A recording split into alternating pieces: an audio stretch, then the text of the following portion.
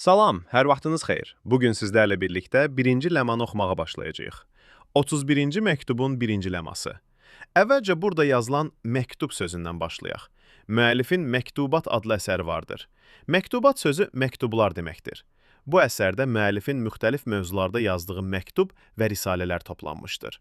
Risalə sözü ərəb mənşəlidir və əsas mənası məktub, göndərilən yazı və ya mesaj deməkdir. Dini və elmi ədəbiyyatda isə adətən müəyyən bir mövzu haqqında yazılmış kiçik həcmli əsər və ya kitabça mənasında işlənir.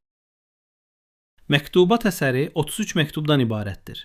Buradakı məktub ifadəsi ayrıca kitab mənasında deyil, əsərin daxilindəki bölmələri bildirir.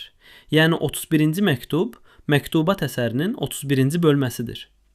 31-ci məktubun daxilində isə müxtəlif hissələr vardır. Bu hissələr ləmalar adlanır. 31-ci məktubun daxilində 33 ləma yer alır. Ona görə də 31-ci məktubun birinci ləması dedikdə, Məktubat əsərinin 31-ci bölməsinin birinci hissəsi nəzərdə tutulur. Birinci ləmada Həzrəti Yunus əleyhissalamın etdiyi duadan danışılır. Gəlin əvvəlcə həmin hadisəni xatırlayaq. Təfsirlərdə verilən məlumatlara görə, milladdan əvvəl 8-ci əsrdə Aşşur dövlətinin paytaxtı Nineva şəhərinin əhalisini Allah yoluna dəvət etmək üçün Həzrəti Yunus əleyhissalam Allah tərəfindən peyğəmbər olaraq göndərilmişdir. Yunus əleyhissalam uzun müddət, bir rəvayətə görə 33 il, öz qövmünü bütpərəstlikdən əl çəkib tövhid inancını qəbul etməyə çağırmışdır. Lakin bunda uğur qazana bilmədikdə, artıq onların islah olmayacağını düşünərək qəzəbli halda ölkəsini tərk etmişdir. O, bu əmrə tabe olmayaraq ölkəsindən qaçmaq məqsədi ilə Yafadan Tarşişə, Tarsusa gedən bir gəmiyə minmişdir. Fırtınaya düşən gəminin batmaması üçün dənizçilər gəmini yüngülləşdirmək qərarına gəlmiş, artıq yükləri bir-bir dənizə atmağa başlamışlar və püşk atma nəticəsində Həzrəti Yunus əleyhissalam da dənizə atılmışdır. Dərhal Allahın əmri ilə göndərilən böyük bir balıq onu udmuşdur. Balığın qarnında öz səhvini anlayaraq dua etmişdir. Bunun üzərinə balıq onu sahilə atmışdır. Həzrəti Yunus əleyhissalamın duası ən böyük dualardan biridir və duanın qəbul olunmasına ən mühüm vəsilələrdəndir. Həzrəti Yunus əleyhissalamın məşhur hekayəsinin xülasəsi belədir. Dənizə atılmış və böyük bir balıq tərəfindən udulmuşdur. Dəniz fırtınalı, gecə sıxıntılı və qaranlıq. Hər tərəfdən ümidin kəsildiyi, belə bir vəziyyətdə etdiyi La ilahə illə əntə, subhanəkə, inni kuntu minəz zalimin duası onun sürətlə qurtuluşuna vəsilə olmuşdur.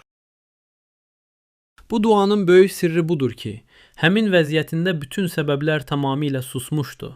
Çünki o vəziyyətdə ona kömək edə biləcək elə bir zat lazım idi ki, onun hökmü həm balığa, həm dənizə, həm gecəyə, həm də səmaya keçsin. Çünki gecə, dəniz və balıq onun əleyhinə birləşmişdilər. Bu üçünün hamısını öz əmrinə tabe edən bir zat onu salamatlıqla sahilə çıxara bilərdi. Əgər bütün insanlar onun xidmətçisi olsaydılar belə, yenə də ona heç bir faydaları dəyməzdi. Deməli, səbəblərin öz-özlüyündə heç bir təsiri yoxdur. Duanın mənası: Səndən başqa ilah yoxdur. Sən bütün nöqsanlardan münəzzəhsən. Həqiqətən, mən nəfsinə zülm edənlərdən oldum. Müəllif bu və bundan sonraki ləmalarda öyrənəcəyimiz duaları axşam və yatsı namazları arasında 33 dəfə oxumağın çox fəzilətli olduğunu vurğulayır. Bu duaları və bundan sonra öyrənəcəyimiz duaları oxumağı davamlı hala gətirmək üçün belə edə bilərik. Bu duanı oxuya biləcək dostlarımızla bir WhatsApp qrupu qururuq. Onların bu duadan xəbərdar olması üçün videonu qrupda paylaşırıq. Daha sonra qrup üzvlərindən axşam və yatsı namazları arasında duanı xatırlayıb oxuyanlar qrupa "Mən oxudum" mesajı yazırlar. Beləliklə, digər qrup üzvlərinə də duanı oxumağı xatırlatmış olurlar. Bu tərz videoların davamını hazırlaya bilməyimiz üçün dualarınızda bizləri unutmayın. Bir-birimizə xatırladaraq ibadətlərimizi davamlı hala gətirək.